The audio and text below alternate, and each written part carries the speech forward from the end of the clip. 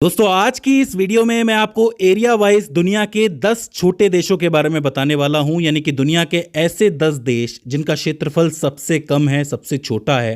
हालांकि इनका भौगोलिक महत्व बहुत ज़्यादा है, जो ज्योग्राफिकल इंपॉर्टेंस है वो बहुत ज़्यादा है। इस लिस्ट को आपको याद रखना इसलिए ज़रूरी है क्योंकि कभी कभी इससे डायरेक्टली ऑब्जेक्टिव बन जाते हैं, तो इसको ध्यान में रखना ज़रूरी हो जाता है। तो इस लिस्ट की शुरुआत हम लोग 10वें नंबर से करेंगे और 10वें नंबर पर आता है माल्टा। माल्टा जो है वो दक्षिणी यूरोप में मौजूद है। मध्य भूमध्य सागर में एक द्वीप समूह है, यानी कि आइलैंड का एक पूरा ग्रुप है मेडिटेरेनियन सी के अंदर। इसका जो एरिया है वो सिर्फ 316 वर्ग किलोमीटर है, यानी कि 122 वर्ग मील। मैं आपको बता दूं कि ये बहुत से द्वीपों से मिलकर बना हुआ है, जिसमें 3 सबसे बड़े हैं, जिसमें माल्टा, गोजो और कोमिनो शामिल है। इसका ज़्यादातर इलाका जो है चट्टानी है और यहाँ पर आपको सीढ़ीदार खेत देखने को मिलेंगे। आपको पता है कि ऊपर से नीचे जब खेत आते हैं तो वो सीढ़ीदार खेत होते हैं, बिल्कुल स्टेयर्स की तरह बने हुए होते हैं। साथ ही तटीय चट्टानें देखने को मिलेंगी और बहुत से खंड देखने को मिलेंगे। प्राकृतिक बंदरगाहों की कोई कमी नहीं है क्योंकि भूमध्य सागर के अंदर है ये। यहाँ पर आपको नदियाँ और झीलें देखने को नहीं मिलेंगी क्योंकि ऑब्वियस सी बात है, नदियाँ निकलेंगी कहाँ से, कोई सोर्स तो होना चाहिए। तो ज़्यादा से ज़्यादा ये हो सकता है कि बारिश हो जाए, लेकिन छोटा सा है तो वही है कि समुद्र के अंदर ही पानी चला जाता है। तो कोई बहुत बड़ी नदी नहीं है, कोई बहुत बड़ी झील नहीं है। सीमाओं की बात करोगे तो पड़ोसी देशों के साथ कोई ज़मीनी सीमा तो है नहीं, लेकिन समुद्री सीमाएं ज़रूर है। जैसे कि कुछ देश हैं जो समुद्र से सीधा आप जा सकते हो। भूमध्य सागर में रणनीतिक रूप से ये स्थित है क्योंकि इसकी पोजीशन काफ़ी इंपॉर्टेंट हो जाती है। बहुत सी ऐतिहासिक सभ्यताएं जो थी, सिविलाइजेशंस जो थी, उनके लिए ज़रूरी माना जाता है ये। तो इसे आपको याद रखना है 10वें नंबर पे माल्टा। इसके बाद 9वें नंबर पे आता है मालदीव्स, जो कि हिंद महासागर में मौजूद है, श्रीलंका और भारत के दक्षिण पश्चिम में स्थित है।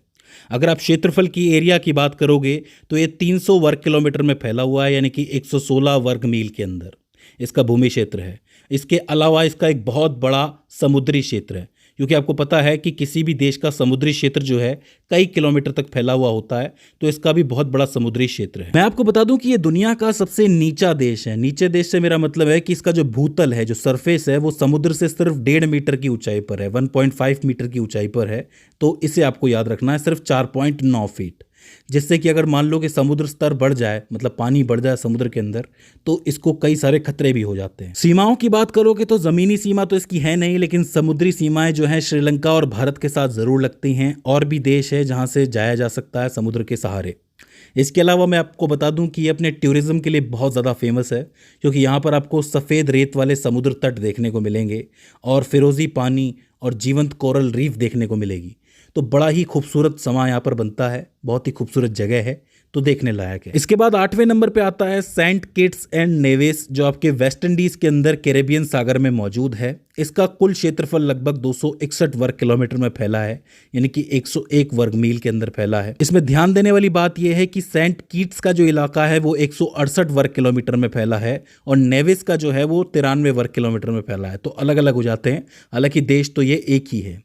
यहाँ पर आपको केंद्रीय पर्वत श्रृंखलाएं देखने को मिलेंगी, ज्वालामुखी द्वीप देखने को मिलेंगे। माउंट लियामुइगा बहुत ही इंपॉर्टेंट है। माउंट लियामुइगा जो है सेंट किट्स की सबसे ऊंची चोटी है, तो इसे आपको याद रखना है। और नेविस के ऊपर नेविस पीक आपको देखने को मिलेगी। यहाँ दोनों ही द्वीपों पर आपको हरे भरे वर्षावन देखने को मिलेंगे और उपजाऊ भूमि देखने को मिलेगी। पड़ोसी देशों की बात करोगे तो कैरेबियन द्वीपों के साथ समुद्री सीमाएं इसकी लगती हैं। इसके अलावा कोई भूमि सीमा तो है नहीं। इसके बाद 7वें नंबर पे आता है मार्शल आइलैंड्स। मार्शल आइलैंड्स जो है वो आपको प्रशांत महासागर में, पैसिफिक ओशियन में देखने को मिलेगा, जो आपकी इक्वेटर लाइन है उससे थोड़ा उत्तर की तरफ देखने को मिलेगा, माइक्रोनेशिया के अंदर। इसका जो क्षेत्रफल है वो लगभग 181 वर्ग किलोमीटर में फैला है, यानी कि 70 वर्ग मील के अंदर। याद रखने वाली बात यह है कि इसका भी एक बहुत बड़ा विशाल समुद्री क्षेत्र है। अगर भूभाग की बात करोगे तो ये 29 निम्न स्तरीय कोरल से मिलकर बना है, कोरल एटोल जिसको आप कहते हो, और 5 अलग अलग द्वीप इसके अंदर मौजूद है। लेकिन ये द्वीप बहुत ही नीचे हैं, यानी कि अगर पानी बढ़ गया, समुद्र के अंदर स्तर बढ़ गया, तो यहाँ पर बाढ़ आने का खतरा बना ही रहता है। सीमाओं की बात करोगे तो भूमि सीमा तो है नहीं, लेकिन पड़ोसी द्वीपों के साथ इसकी समुद्री सीमाएं ज़रूर लगती हैं।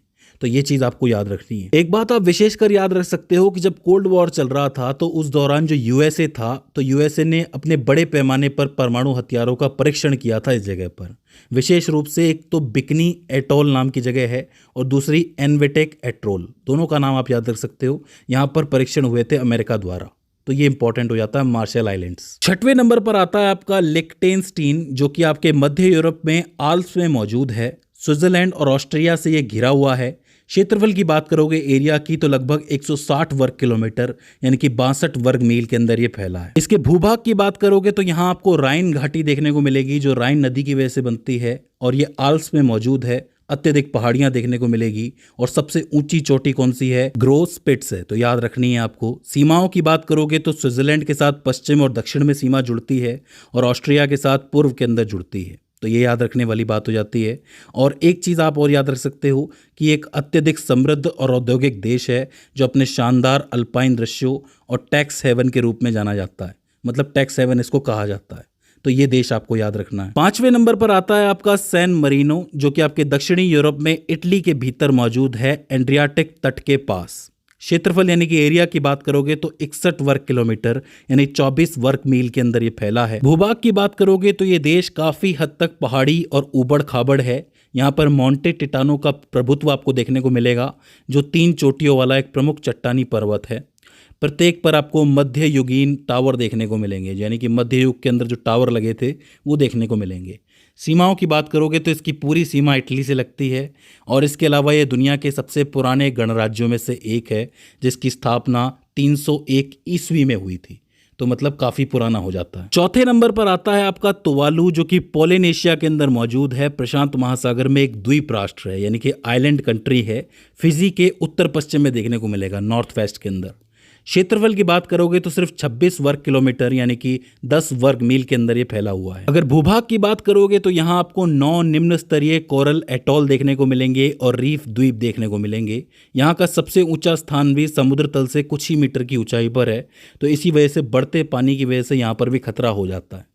सीमाओं की बात करोगे तो भूमि सीमा तो है नहीं, लेकिन इसकी समुद्री सीमा कई देशों से लग सकती है, तो ये चीज़ आपको याद रखनी है।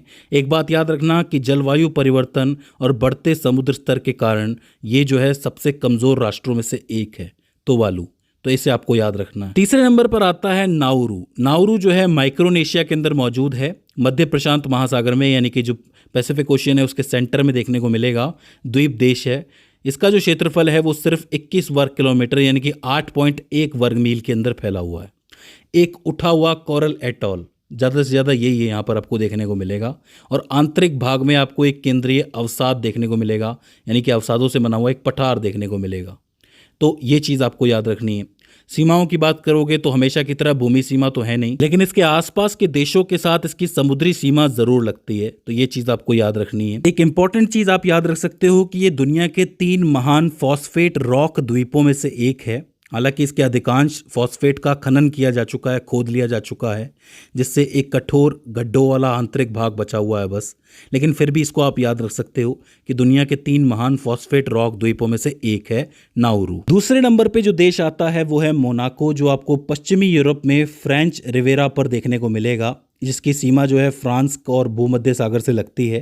क्षेत्रफल की बात करोगे तो सिर्फ 2.02 वर्ग किलोमीटर के अंदर फैला है, यानी कि 0.78 वर्ग मील के अंदर। भूभाग देखोगे तो ज़्यादातर पहाड़ी देखने को मिलेगा, जिसमें भूमध्य सागर से उठती हुई नाटकीय चट्टानें हैं। और सीमाओं की बात करोगे तो भूमध्य सागर के साथ तो तटरेखा लगती है और फ्रांस के साथ भूमि सीमा लगती है। याद रखना कि ये अपनी शानदार जीवन शैली और कसीनो के लिए बहुत ज़्यादा जाना जाता है मोनाको, तो इसे आप याद रख सकते हो। इसके अलावा वार्षिक फॉर्मूला 1 ग्रांड पिक्स के लिए भी जाना जाता है। आखिर में पहले नंबर पे जो सबने गैस कर लिया होगा वो है वेटिकन सिटी। वेटिकन सिटी आपको दक्षिणी यूरोप में रोम, इटली के भीतर देखने को मिलेगी। इसका जो क्षेत्रफल है वो लगभग 0.49 वर्ग किलोमीटर है, यानी कि ये सिर्फ 49 हेक्टेयर के अंदर फैला हुआ है। इसका ज़्यादातर भाग जो है वो समतल है और सेंट पीटर बेसिलिका और वेटिकन गार्डन यहाँ पर बहुत ज़्यादा प्रमुख माने जाते हैं। इसकी पूरी सीमा इटली में लगती है रोम से, और क्षेत्रफल और जनसंख्या दोनों के हिसाब से ये दुनिया का सबसे छोटा संप्रभु राज्य है, तो इसे आपको याद रखना है। तो दोस्तों, ये हो जाते हैं दुनिया के 10 सबसे छोटे देश क्षेत्रफल की दृष्टि से। इनसे सवाल बनने की संभावना है, इसलिए इनको आप अलग से याद रखना, इनकी पूरी लिस्ट बना लेना। तो दोस्तों, मुझे उम्मीद है कि इस वीडियो से आपने कुछ ना कुछ नया ज़रूर सीखा होगा। अगर इसके बाद भी इसके अंदर आपको कोई क्वेरी आती है, कोई दिक्कत आती है, तो आप हमें कमेंट सेक्शन में बता सकते हैं। तो दोस्तों, आज की इस वीडियो के अंदर बस इतना ही। See you in the next one.